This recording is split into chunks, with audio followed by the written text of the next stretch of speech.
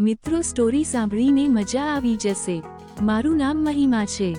દરરોજ જ્યારે મારો ભાઈ કામ પરથી પાછો આવતો ત્યારે જમ્યા પછી મારી ભાભીને તૈયાર થવા કહેતો। ભાભી તો જાણે ભાઈની કહેવાની રાહ જોઈ રહી હોય એવું લાગતું હતું કે જ્યારે મારા પતિ મને કહે અને હું તરત જ તૈયાર થઈ જાઉં એ પછી બંને તૈયાર થઈને નીકળી જતા। મારી માં મારા ભાઈને પૂછતી કે તું તારી પત્ની સાથે કયા જાય છે? તો ભાઈ એક જ વાત કહેતો હતો કે અમારા ગામમાં એક ચિત્તો આવ્યો છે, હું બતાવવા માટે તેને લઈ જઈ રહ્યો છું। હું રોજ મારા ભાઈ પાસેથી એક જ વાત સાંભળીને કંટાળી ગઈ હતી અને મેં નક્કી કરી લીધું હતું કે હું જાણીને જ રહીશ કે ચિત્તો ક્યાં આવ્યો છે। એક દિવસ હું આ વિશે જાણવા માટે મારા ભાઈની પાછળ ગઈ, પણ મેં કંઈ જોયું જેનાથી મારા હોશ ઉડી ગયા અને હું મારી આંખો પર વિશ્વાસ કરી શકી નહીં, કારણ કે ત્યાં તો એક દિવસ હું રોટી બનાવી રહી હતી। આજે જમતી વખતે ભાઈએ ફરી ભાભીને કહ્યું, સુનૈના, જલ્દી તૈયાર થઈ જા। આ સાંભળીમાં ફરી ગુસ્સામાં આવી ગઈ। ભાભી જે વાસણો ધોવા બેઠી હતી તે ફટાફટ કિચનમાંથી બહાર આવી અને હાથ ધોઈને તૈયાર થવા રૂમમાં ગઈ। માં બેડ પર બેઠી હતી।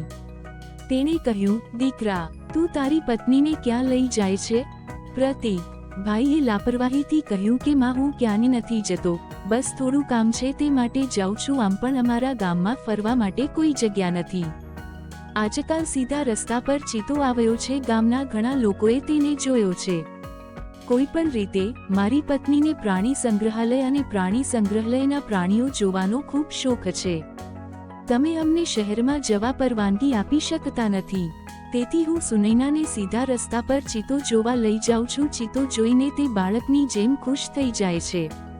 હું કિચનમાં રોટલી બનાવતી ઊભી હતી અને અચાનક આ સાંભળીને મેં ઝડપથી હાથ લૂછીને બહાર આવી। મેં મારા ભાઈને પૂછ્યું કે શું ખરેખર અમારા ગામના સીધા રસ્તા પર જ ચિત્તો આવ્યો છે? મારા ભાઈએ કહ્યું, હું સાચું કહું છું, અમારા ગામમાં એક ચિત્તો આવ્યો છે। મારો ભાઈ શું કહેતો હતો હું તેના પર વિશ્વાસ કરી શકતી ન હતી।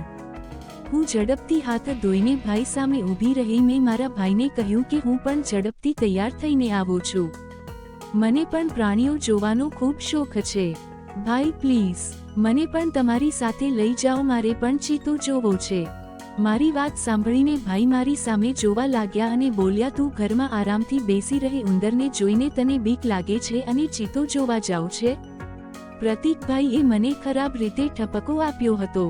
હું તેમના પર ગુસ્સે થઈ અને ફરીથી કિચનમાં જઈ રોટલી બનાવવા લાગી। થોડી વાર પછી ભાભી તૈયારી થઈને ભાઈ સાથે જવા માટે રૂમની બહાર આવી અને ભાઈ અને ભાભી બંને ઘરેથી ચાલ્યા ગયા અને ઘરની બહાર નીકળતાની સાથે જ માતાએ બડબડ કરવાનું શરૂ કરી દીધું હતું।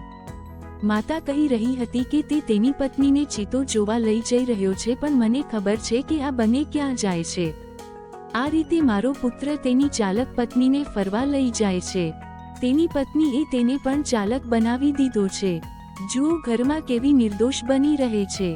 મારો દીકરો તેની ઈચ્છાઓનું પાલન કરે અને મારો પુત્ર હંમેશા તેની પત્નીનો ગુલામ બની રહે છે।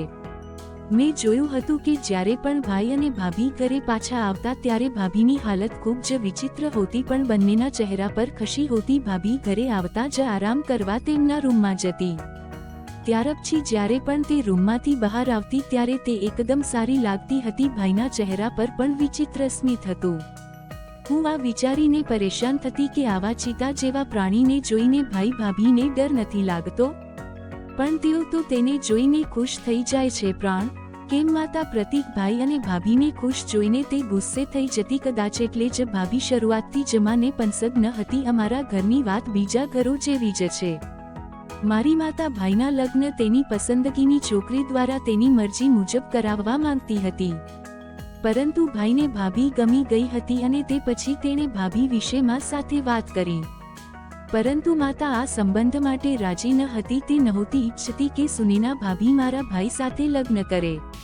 જ્યારે માં ભાઈના સંબંધ માટે રાજી ન થઈ ત્યારે ભાઈએ પોતાની મરજીથી ભાભી સાથે ભાગી અને તેની સાથે લગ્ન કર્યા અને લગ્ન પછી તે ભાભીને ઘરે લઈ આવ્યો। પ્રતીકભાઈ માતાનો એકમાત્ર પુત્ર હતો અને તે એકમાત્ર કમાતા સભ્ય હતા। અમે ભાઈને પોતાનાથી દૂર રાખી શકતા ન હતા, તેથી માએ તેને માફ કરી દીધો। પરંતુ આજે પણ તે આ બધા માટે ભાભીને દોષી ઠેરવે છે અને તેને નફરત કરે છે. ભાભી સાથે માનું વર્તન બિલકુલ સારું ન હતું. અમે 2 બહેનો અને 1 ભાઈ હતા. મારી મોટી બહેનનું નામ સોનાક્ષી હતું. મારા પિતા બીમાર હતા અને તેઓ હંમેશા દવા લેતા હતા. તેની તબિયત ગમે ત્યારે બગડી જતી હતી. અહીં માતા પિતાના કારણે ખૂબ જ ચિંતિત રહેતી હતી, કારણ કે મારા પિતા હંમેશા બીમાર રહેતા હતા અને તેમની દવાઓ પાછળ ઘણા પૈસા ખર્ચાતા હતા. માતાએ કહ્યું કે મારે એક જ દીકરો છે અને હું મારી મરજી મુજબ તેના લગ્ન કરીશ. પરંતુ ભાઈએ માતાનું સપનું ચકનાચૂર કરી નાખ્યું હતું. હું હજુ અભ્યાસ કરતી હતી. મારું ઇન્ટરમીડિયેટ પૂરું થવાનું હતું. હવે મારા ભાઈ અને ભાભીના લગ્નને 8 મહિના થવા છે. જઈ રહ્યા હતા. માતા અને પિતા હંમેશા નાની નાની બાબતો પર ઝઘડતા હતા. મારી બહેન પર પરણેલી હતી.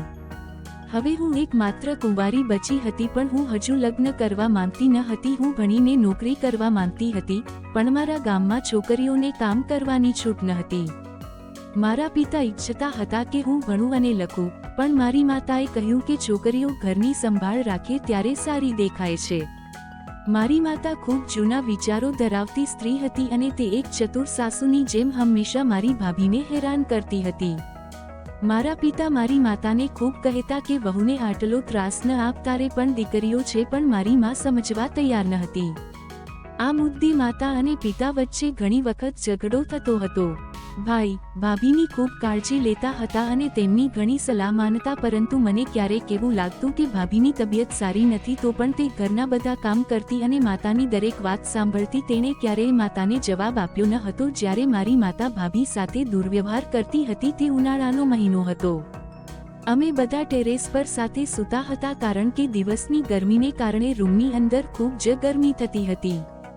માતા સવારે 6 વાગ્યે ઉઠતી હતી અને સૌથી પહેલા તે પ્રતીકભાઈના રૂમનો દરવાજો વગાડવા લાગતી. અમારી આંખ મોટે ભાગે દરવાજા ખટખટાવવાના અવાજથી ખુલી જતી. અમને લાગ્યું કે જાણે વાવાઝોડું આવ્યું છે. અમે ઉઠીને બેસી જતા અને પ્રતીકભાઈ આંખો ચોરતા દરવાજો ખોલવા માટે આવતા હતા. પછી તે કહેતા હતા કે માં, પૂરો દિવસ તો નીકળવા દો, અત્યારમાં કેમ દરવાજો પછાડો છો? તમે જાણો છો કે હું રાત્રે મોડે સુધી જાગું છું, તેથી જ મને પૂરતી ઊંઘ નથી આવતી અને અહીં દિવસ સારો નથી જતો. ભાઈની વાત સાંભળીને માં રડવા લાગતી અને વહેલી સવારે આખા ઘરમાં હોબાળો મચાવી દેતી. માં પ્રતીકભાઈને કહેતી હતી કે હવે તું મારી સામે બોલતા શીખી ગયો છે. પહેલા હું તને જે કહું તે બધું તું સાંભળતો હતો અને તને ખબર છે કે હું તને આટલી વહેલી સવારે જ ઉઠાડું છું, પણ હવે તને દરેક બાબતે ફરિયાદ થવા લાગી છે. જ્યારથી તારી પત્ની ઘરમાં આવી છે ત્યારથી તું તારી પત્નીનો ગુલામ બની ગયો છો અને મને પહેલેથી જ ખબર હતી કે સુનૈના ખૂબ જ ચાલક છોકરી છે. તેથી જ હું આ લગ્ન કરવા તૈયાર નહોતી. આ છોકરીએ તને મારી આગળ બોલતા શીખવ્યું, નહીંતર તું તારી માતાનો સીધો પુત્ર હતો. પિતાએ પછી માતાને ઠપકો આપ્યો અને કહ્યું કે આટલી વહેલી સવારે આટલો બધો અવાજ કેમ કરે છે? ભાઈ પછી ચૂપચાપ નહાવા ચાલ્યા ગયા. અમારું ઘર જૂના પ્રકારનું હતું. માતાના કારણે અમારા ઘરમાં વહેલી સવારે હોબાળો થતો. પ્રતીકભાઈ સાંજે કામ પરથી મહાલય ઘરે આવતા અને જમ્યા પછી ભાભીને તૈયાર કરીને કોણ જાણે ક્યાં લઈ જતા. તેને તેની માતાના ગુસ્સાની પણ ચિંતા ન હતી. વિચિત્ર વાત એ હતી કે જ્યારે પણ ભાભી ઘરે પાછી આવતી ત્યારે તેનો ચહેરો ખૂબ ઉદાસ હોતો અને તેના ચહેરા પર થાક દેખાતો હતો અને પ્રતીકભાઈ ભાભીને હળવેથી પકડીને ઘરમાં લઈ જતા.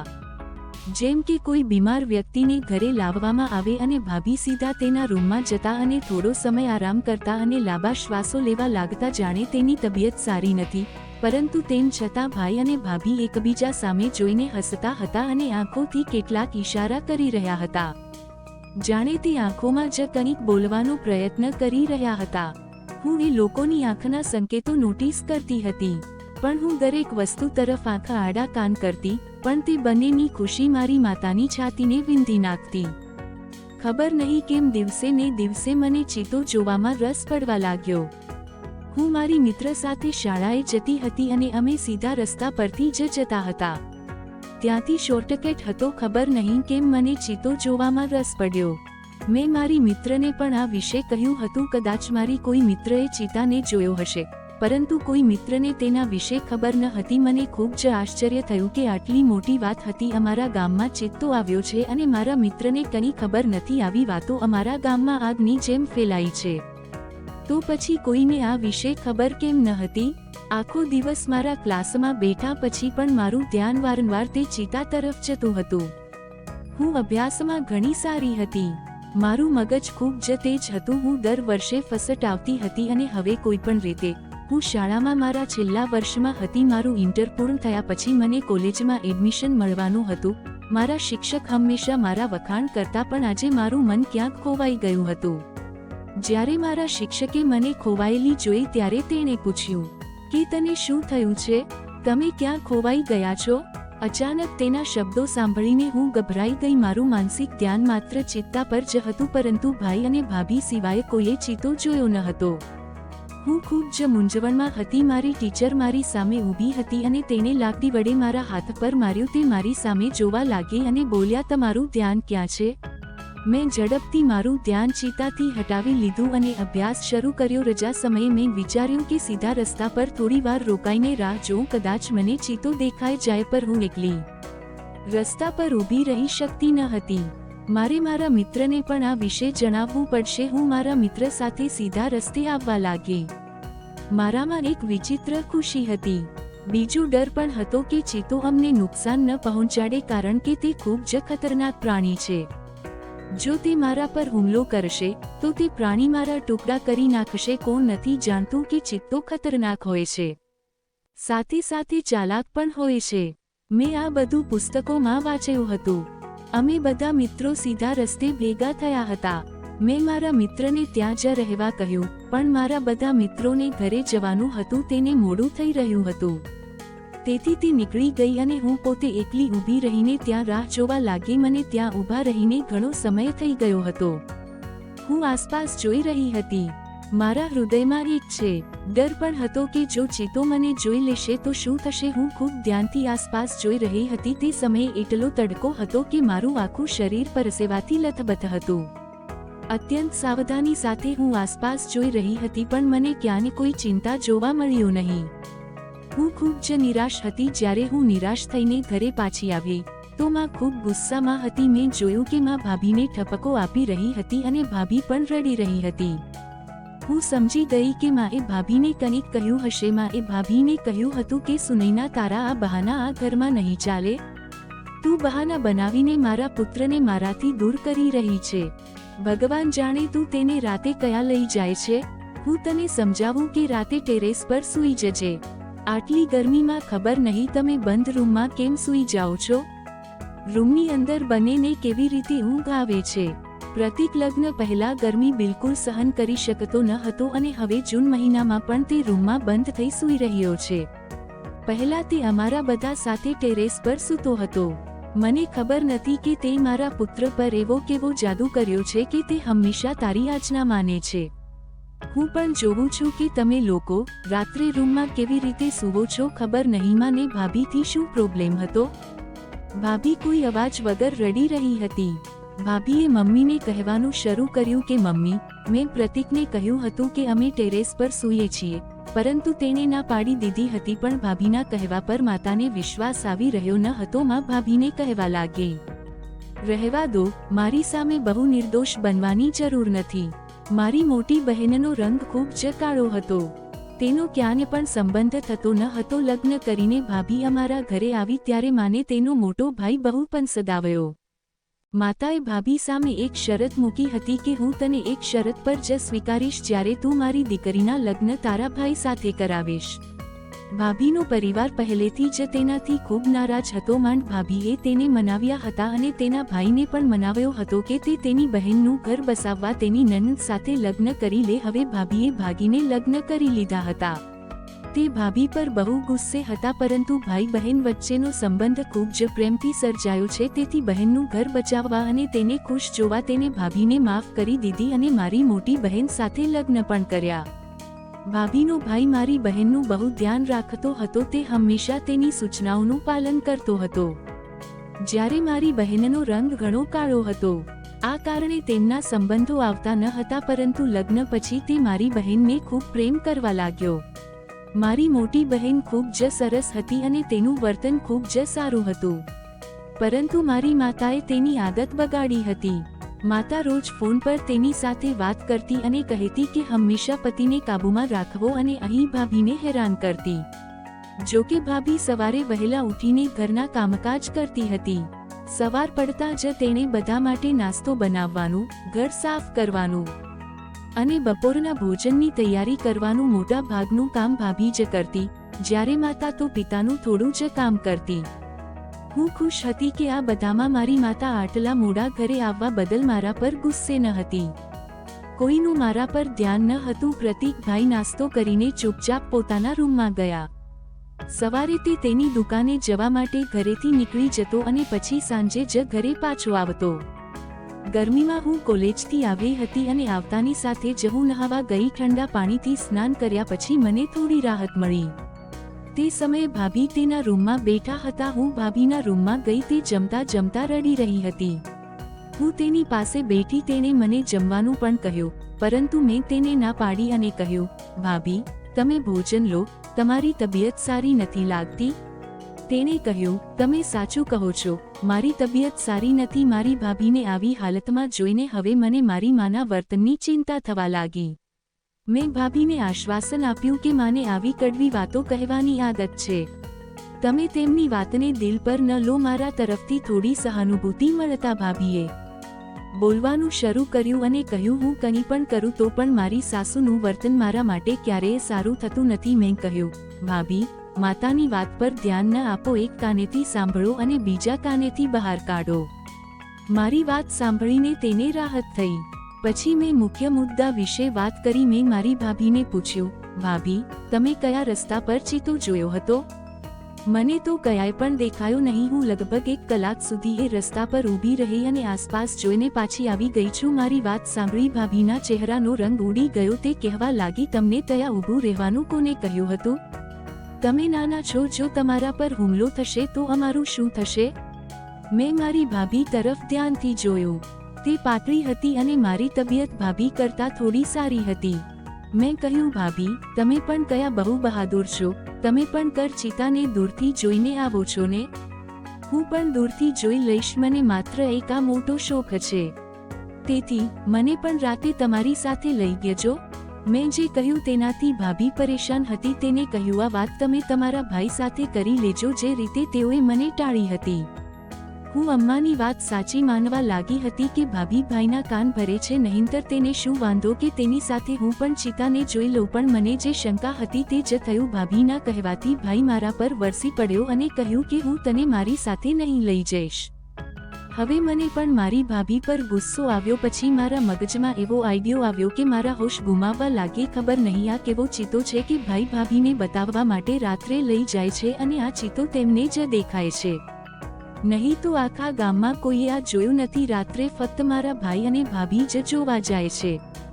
ચિતાને જોયા પછી ભાભીનું શું થાય છે કે જેઓ ઘરે પાછા ફરે છે તો તેઓ ખૂબ થાકેલા લાગે છે અને તેમની તબિયત સારી લાગતી નથી.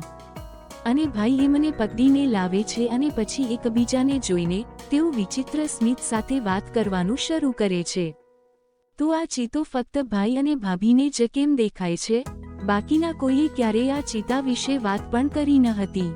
જ્યારે પણ હું મારા મિત્રોને મળતી અને તેમને કહેતી કે શું તમે ક્યારેય સીધા રસ્તા પર ચિતાને જોયો છે, તો બધા મારી મજાક કરવા લાગતા. તે કહેતા કે એવો વળી કયો ચિત્તો છે જે સીધા રસ્તા પર જ રહે છે? જો આવું હોત તો અત્યાર સુધીમાં તેને પકડવા આખી ટીમ આવી ગઈ હોત.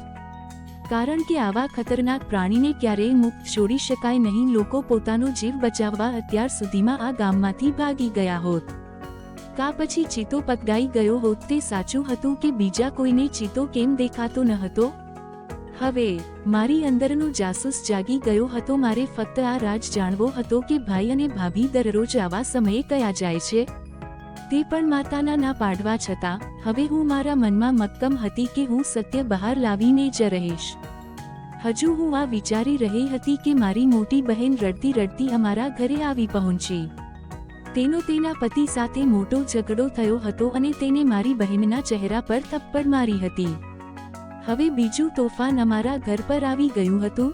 થોડા દિવસ રોકાયા પછી બહેન કહેવા લાગી કે પ્રતીક પણ 2-3 થપ્પડ મારી અને સુનૈનાને આ ઘરમાંથી કાઢી નાખે. આ સાંભળીને ભાઈને આઘાત લાગ્યો, કારણ કે ભાઈ અને ભાભી એકબીજાથી ખૂબ ખુશ હતા. ભાઈએ કહ્યું કે તમારી આ વાતમાં મારો અને સુનૈનાનો શું વાંક? આટલું કહેવું હતું કે માં તો ભાઈના પાછળ પડી ગઈ કહેવા લાગી.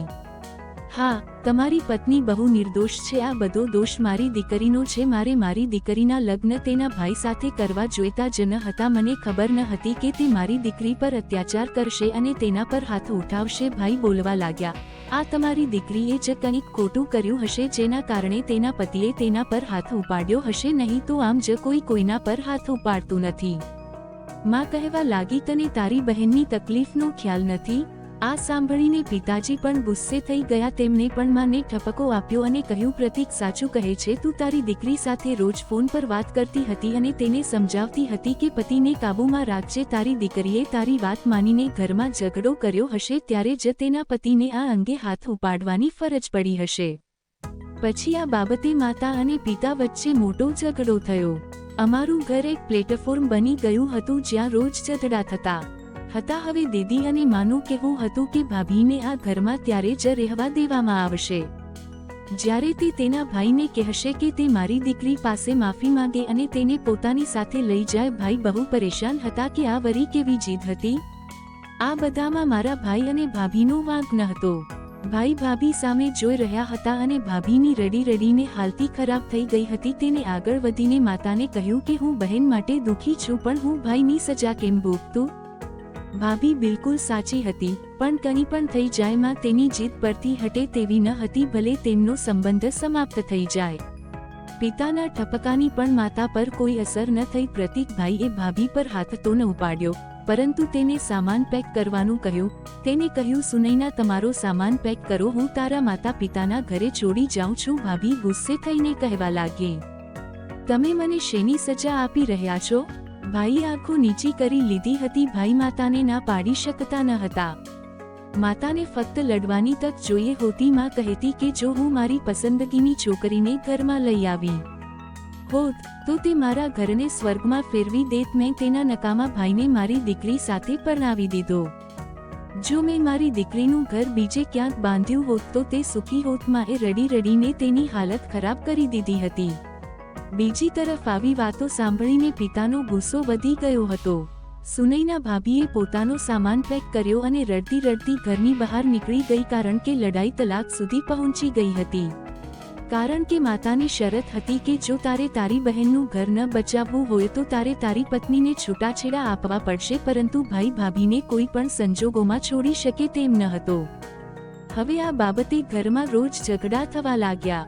રાત્રે અચાનક મેં મારી આંખ ખોલી અને જોયું તો ભાઈના રૂમનો છે. દરવાજો ખુલ્લો હતો અને તે તેના રૂમમાં હાજર ન હતો. બહારનો દરવાજો ખોલી તે ઘરની બહાર નીકળી ગયો હતો. હું વિચારતી હતી કે આજે ભાભી પણ ઘરે નથી તો ભાઈ આ સમયે ક્યાં ગયા હશે, પણ એક દિવસની વાત ન હતી. હવે ભાઈ રોજ રાત્રે ઘરની બહાર નીકળતા. આ વખતે મેં મારા ભાઈનો પીછો કરવાનો નિર્ણય લીધો. ભાઈના બહાર જતા જ હું ઝડપથી દુપટ્ટો લઈને ઘરની બહાર નીકળી ગઈ. મા પિતા ગાઢ ઊંઘમાં હતા. શેરીઓમાં ગાઢ શાંતિ હતી. મેં જોયું કે ભાઈ ભાભીના ઘર તરફ જઈ રહ્યો હતો, કારણ કે ભાભીનું ઘર પણ અમારા ઘરથી થોડે દૂર હતું. આ સમયે તે ભાભીના ઘરે કેમ જતા હતા? મને બીક લાગતી હતી કે જો ભાઈ મને તેમની પાછળ આવતા જોશે તો મારી પીટાઈ થશે. મેં વિચાર્યું કે ભાઈ ભાભીને ચીતો દેખાડવા લઈ જતો હશે. પહેલા ભાઈ ભાભીના ઘરે ગયો. મેં જોયું કે ભાભી દરવાજા પર ભાઈની રાહ જોઈને ઊભી હતી. તેણે પોતાનો ચહેરો છુપાવ્યો હતો. પછી બંને હાથ પકડીને ચાલવા લાગ્યા. હું પણ તેની પાછળ ચાલી રહી હતી. બંને સીધા રસ્તા પર ચાલવા લાગ્યા. હું એ બંનેની પાછળ ગઈ અને સીધા રસ્તે ચાલવા લાગી. મને ડર હતો કે ચીતો ક્યાંકથી આવી ડર જશે તો પછી હું મારો બચાવ કેવી રીતે કરી શકીશ? ખબર નહીં ભાઈ અને ભાભી ક્યાં જઈ રહ્યા હતા. ચાલતા ચાલતા અમે ઘણા દૂર આવી ગયા હતા. મેં આ રસ્તો પણ જોયો ન હતો. મને પણ બીક લાગતી હતી, પણ હું એ જોવા માંગતી હતી કે આ બંને ક્યાં જઈ રહ્યા છે અને આટલી મોડી રાત્રે તેમના આ સ્થળ છોડવાનો અર્થ શું છે. રસ્તો ઘણો લાંબો હતો, ચાલતા ચાલતા અમે ઘણા દૂર આવી ગયા હતા. પછી અચાનક મને કંઈક હલનચલનનો અનુભવ થયો. મને બીક લાગતી હતી કે કદાચ ચિત્તો ન આવી ગયો હોય. મેં પાછળ જોયું તો દૂરથી એક કાર આવી રહી હતી. મારામાં જીવ આવ્યો, પણ એ જોઈને મને નવાઈ લાગી કે તે બંને એક સરકારી દવાખાનામાં ચાલ્યા ગયા હતા. અમારા ગામની બહાર થોડે દૂર સરકારી દવાખાનું હતું. ભાઈ અને ભાભી સરકારી દવાખાનાની અંદર ગયા તો હું પણ અંદર ગઈ. ત્યારે નર્સે મને રોકી અને પૂછ્યું કે મારે શું કામ છે. મેં દુપટ્ટા વડે મારો ચહેરો છુપાવ્યો હતો, પણ અચાનક ભાઈ અને ભાભીએ પાછળ ફરીને જોયું તો બંને મને ઓળખી ગયા. હું ચોંકી ગયા અને ભાઈ અને ભાભીની સામે મારું બધું સત્ય જાહેર થયું. ભાઈ અને ભાભીએ નર્સને કહ્યું કે આ છોકરી અમારી સાથે છે, કારણ કે રાતના સમય દરમિયાન હોસ્પિટલના સ્ટાફે પણ સતર્ક રહેવું પડે છે કે કોઈ ખોટો વ્યક્તિ હોસ્પિટલમાં દાખલ ન થાય. મને ભાઈથી બહુ ડર લાગતો હતો. ભાઈ મારી નજીક આવ્યા અને મારી સામે જોવા લાગ્યા. મેં મારી આંખો નીચી કરી હતી, કારણ કે ભાઈ સમજી ગયા હતા કે હું બંનેનો પીછો કરી રહી છું. ભાઈએ મને ઠપકો આપ્યો અને કહ્યું કે તું અહીં શું કરે છે. મેં ભાઈને કહ્યું કે હું તમારો પીછો કરતી હતી. મને તમે ઘરે હાજર ન મળ્યા, તેથી હું અહીં સુધી તમારી પાછળ આવી છું. હવે મને કહો કે તમે બંને અહીં આ હોસ્પિટલમાં શું કરવા આવ્યા છો. ભાઈ અને ભાભી એકબીજાના મોં સામે જોવા લાગ્યા. પછી ભાભીએ ભાઈને કહ્યું કે હવે તે અમારી પાછળ અહીં આવી છે તો આપણે તેને બધું કહી દેવું જોઈએ. મને બહુ નવાઈ લાગી. ભાઈ ભાભી સામે જોઈ રહ્યો હતો. હું ભાભીની આંખોમાં આંસુ જોઈ શકતી હતી. ભાઈએ કહ્યું, હવે તું મને કે અમારા ઘરમાં માં જે રોજ હંગામો કરે છે એમાં મારો અને તારી ભાભીનો શું વાંક છે. માં ઈચ્છે છે કે મારે મારી બહેનની ખાતર મારી પત્નીને છૂટાછેડા આપી દેવા જોઈએ, પણ હું એવું કરી શકતો નથી, કારણ કે બહેનના લગ્ન સુનૈનાના ભાઈ સાથે માએ બળજબરીથી કરાવ્યા હતા. જોકે સુનૈનાનો ભાઈ લગ્ન કરવા તૈયાર ન હતો, પરંતુ તે માત્ર તેની બહેન માટે લગ્ન કરવા તૈયાર થયો. હવે જ્યારે તે તેના પતિ સાથે લડી અને અમારા ઘરે આવી હોય તો તેમાં પણ સુનાનાનો કોઈ વાંક નથી અને સજા મને અને સુનાનાને જ આપવામાં આવે છે. તને ખબર છે હું તારી ભાભીને કેટલો પ્રેમ કરું છું. હું તેનાથી દૂર રહી શકતો નથી અને આજે પહેલીવાર હું અહીં નથી આવ્યો. દરરોજ હું અહીં હોસ્પિટલમાં આવું છું. તારી ભાભીને એક વિચિત્ર રોગ છે જેમાં તેના શરીરની દરરોજ મશીનો દ્વારા સારવાર કરવામાં આવે છે. આ હોસ્પિટલમાં તમામ મશીનો હાજર છે, જેથી હું તારી ભાભીને અહીં થેરેપી માટે લાવું છું. હું જાણું છું કે માતા અમને ક્યારેય સાથે ફરતા જોઈ શકશે નહીં, એટલે હું ઘરે ચિતાનું બહાનું કરી અહીં લાવું છું. જો મેં સુનૈનાની બીમારી વિશે માને જણાવ્યું તો માતા સુનૈનાને વધુ પરેશાન કરતી અને કહેતી કે બીમાર હોવા છતાં તે તેના પુત્રની સાથે બંધાયેલી છે. સુનૈનાની બીમારીને કારણે હું તેને વધુ તકલીફ આપવા માંગતો ન હતો, એટલા માટે હું ચૂપચાપ અહીં સુનૈનાની સારવાર કરાવી રહ્યો છું. હું મારી માતા સામે પણ બોલી શકતો નથી અને પત્ની તરફ પણ, કારણ કે હું જાણું છું કે કોણ સાચું છે અને કોણ ખોટું. જ્યારે માએ સુનૈનાને ઘરમાંથી કાઢી મૂકવાનું કહ્યું ત્યારે મેં તેને તેની માતાના ઘરે મોકલી, કારણ કે મને વધુ સારી તક મળી ગઈ હતી કે હું સુનૈનાને તેના માતા પિતાના ઘરેથી રાત્રે કોઈને કોઈ બહાને થેરેપી માટે લઈ જઈશ અને મારે જૂઠ પણ બોલવું નહીં પડે. તે દિવસે મારા મગજમાં કોઈ વિચાર આવ્યો ન હતો, તેથી જ મેં તમને ચિત્તા વિશે કહ્યું. હું ભારે આશ્ચર્ય સાથે ભાઈની વાત સાંભળવા લાગી. મેં કહ્યું, ભાઈ, હું તમારી પાછળ એટલા માટે આવી કે મને થયું તમે ભાભીને ચિત્તો દેખાડવા લઈ જાઓ છો, કારણ કે અમારા ગામમાં ચિત્તો છે. તે સાંભળીને મને પણ આનંદ થયો અને હું પણ તે ચિત્તાને જોવા માંગતી હતી. પણ જ્યારે તમે આખો સીધો રસ્તો ક્રોસ કર્યો ત્યારે હું સમજી ગયો કે તમે બીજે ક્યાંક જઈ રહ્યા છો. પણ ભાભી લાંબા સમયથી સારવાર હેઠળ હતા. ભાઈએ કહ્યું કે તારી ભાભીના શરીરમાં એક વિચિત્ર રોગ પેદા થયો છે, જે એટલી મોટી નથી, પરંતુ તેના માટે થેરેપી કરવી ખૂબ મહત્વપૂર્ણ છે, જેથી કરીને જ્યાં સુધી આ રોગ મૂળમાંથી નાબૂદ ન થાય ત્યાં સુધી, અને તે છેલ્લા 4 મહિનાથી ચાલી રહ્યો છે અને સારવારમાં લગભગ 1 મહિનો બાકી છે. તે પછી હું સુનૈનાને તેના માતા પિતાના ઘરેથી લઈ જઈશ અને બીજા કોઈ ઘરમાં શિફ્ટ થઈ જઈશ, કારણ કે ત્યાં રહેતા માતા અમને ક્યારેય શાંતિથી રહેવા દેશે નહીં. હું ફરીથી મારા ઘરે પાછો જઈશ નહીં, કારણ કે જો આપણા ઘરમાં દરરોજ ઝઘડા આમ જ ચાલ્યા તો સુનૈના દિવસે ને દિવસે વધુ બીમાર થતી જશે. જ્યારે થેરેપી થાય છે ત્યારે સુનૈના ખૂબ જ પરેશાન થઈ જાય છે અને તેનું શરીર થાક અનુભવવા લાગે છે. હું તેને પકડીને લઈ આવું છું અને ખુશી અનુભવું છું કે થોડા દિવસોની વાત છે, પછી તે સંપૂર્ણપણે ઠીક થઈ જશે. મેં મારા ભાઈ પાસે માફી માંગી અને કહ્યું, કૃપા કરીને મને માફ કરો ભાઈ, મારે તમારી પાછળ આ રીતે આવવું જોઈતું ન હતું અને તેના બદલે મારે તમને આ આખી વાત વિશે પૂછવું જોઈતું હતું. ભાઈએ કહ્યું, કોઈ વાંધો નહીં, ફક્ત તું અમારા માટે પ્રાર્થના કરો કારણ કે માતાએ મને અને મારી પત્ની પર ખૂબ અત્યાચાર કરવાનું શરૂ કરી દીધું છે. ભાભીની થેરપી શરૂ થઈ ગઈ હતી. ભાભીની થેરાપી જોયા પછી મને ડર લાગવા લાગ્યો કારણ કે તે ચીસો પાડી રહી હતી. આ એક એવી થેરેપી હતી જેમાં શરીરનું ગંદુ લોહી બહાર કાઢવામાં આવતું, જેથી ભાભીને જે પણ રોગ થતો હોય તે તમામ રોગ તેના ગંદા લોહીથી જતો રહે. પછી અમે ભાભીને તેના માતાપિતાના ઘરે લઈ ગયા હતા. મેં જઈને પપ્પાને બધી વાત કહી કારણ કે તે એકમાત્ર એવા હતા જે માતા અને બહેનને કાબૂમાં રાખી શકતા હતા અને ભાઈને ઘરે બોલાવી શકતા હતા. પિતાએ માતાને ખૂબ ઠપકો આપ્યો અને કહ્યું કે જો મારો પુત્ર તેની પત્ની સાથે ઘરે નહીં આવે તો હું તને આજે છૂટાછેડા આપી દઈશ. મા પાસે હવે કોઈ રસ્તો બચ્યો ન હતો, એટલા માટે તેણે પોતાની જાતને શાંત કરી કારણ કે પિતા હંમેશા ભાભીને સાચા માનતા હતા અને તે આ મુદ્દે માતા સાથે ઝઘડો કરતા હતા. દીદીને પણ ઠપકો આપીને તેના સાસરે મોકલવામાં આવી હતી. પિતાએ બહેનને ખૂબ ઠપકો આપ્યો કે તેણે માતાની વાત માનીને પોતાનું ઘર ક્યારેય બગાડવું નહીં, કારણ કે માતાના કહેવા પર બહેન દર વખતે તેના પતિ સાથે ઝઘડતી હતી. કારણ કે માનું કહેવું હતું કે પતિને પલ્લુથી બાંધી રાખવો જોઈએ. જ્યારે તે ત્રાસ આપતી હતી, ભાઈ ભાભીને એકબીજા સાથે ખુલીને વાત પણ કરવા દેતી ન હતી. થોડા દિવસો પછી ભાભી ઘરે આવી. માતાનું વર્તન ધીમે ધીમે ભાભી સાથે સારું થઈ ગયું કારણ કે પિતાએ માતા પર વધુ પડતી સખ્તી રાખવાનું શરૂ કર્યું હતું. તે માતાને ઠપકો આપતા હતા. પહેલા પણ તે માતાને ખૂબ ઠપકો આપતા હતા, પરંતુ તેને માતા સાથે વધુ વાત કરવાનું પસંદ હતું કારણ કે માતાએ ક્યારેય કોઈનું સાંભળ્યું ન હતું. પરંતુ હવે પિતાએ નક્કી કર્યું હતું કે જો તેને તેના પુત્રને ઘર સારું કરવું હોય તો તેણે તેની પત્નીને નિયંત્રિત કરવી પડશે. માતા એકદમ સારું કરી રહી છે. ભાભી અને ભાઈની લાઈફ પણ ખૂબ સારી રીતે ચાલી રહી છે. હું બહુ ખુશ છું. મારો સુખી પરિવાર જોઈને હવે અમારા ઘરમાં ઝઘડા ઘણા ઓછા થઈ ગયા છે. બીજી તરફ બહેન સાસરિયાના ઘરે ખૂબ ખુશ છે કારણ કે પિતાએ માતા પાસેથી મોબાઈલ છીનવી લીધો છે અને પુત્રી ઘરે આવે ત્યારે જ તેની સાથે વાત કરવાનું કહ્યું છે. ફોન પર ખોટી વાતો કરીને દીકરીને સાસરિયા વિરુદ્ધ કરવી નહીં. હું તમને વિનંતી કરું છું કે તમારી દીકરીઓને હંમેશા તેમના સાસરિયાના ઘરે બેસવાની અને તેમના સાસરિયાઓને સમજવાની સલાહ આપે અને ક્યારેય મારી માતા જેવા ન બને. અને જો એવું હોય તો તમારી પુત્રવધૂને તે જ કરવા દો જે તે તમારી દીકરીઓ તેના સાસરિયાઓ સાથે કરે છે. તેથી દરેક સાથે ખુશ રહો અને એકબીજાને પ્રેમ કરો, પ્રેમ જાળવો, જેથી આપણી નફરતને કારણે કોઈ છુપી રીતે ખોટું પગલું ન ભરે. ધન્યવાદ દોસ્તો સ્ટોરી સાંભળવા માટે.